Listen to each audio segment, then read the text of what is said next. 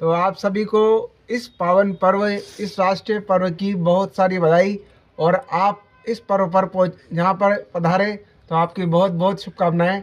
ये पर्व हमारे स्वतंत्रता के बाद जो राजनीतिक आज़ादी थी उसे तो हमने 1949 में प्राप्त कर लिया था, लेकिन जो हमारे लोकतांत्रिक, जो हमारे मौलिक अधिकार है, जो हमारे संवैधानिक अधिकार है, वो अधिकार हमें 1950 में मिले।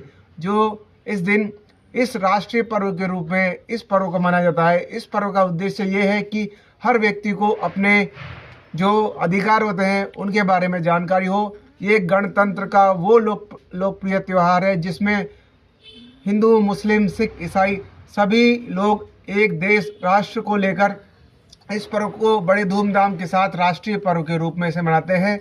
और ये हमारे देश और राष्ट्र के लिए एक ऐसा पर्व है जिसमें जो दिल्ली इंडिया गेट पर हमारे देश के महामहिम श्री राष्ट्रपति जी झंडे का ध्वजारोहण करते हैं। और इस सेलिब्रेशन को बड़े स्तर पर हमारी देश की राजधानी दिल्ली में बड़े धूमधाम से और बड़े स्तर पर मनाया जाता है। उसी पर्व को आज हम सेलिब्रेट कर रहे हैं। और ये पर्व हमारे उन आज़ादी के मत वाले परवानों के लिए याद और स्मरण करने का दिन है, जिसने हमें अपनी कुर्बानियों के बाद इतना लोकतंत्र दिलाने में उनका जो योगदान है वो अविस्मरणीय और हमेशा याद रखा जाएगा।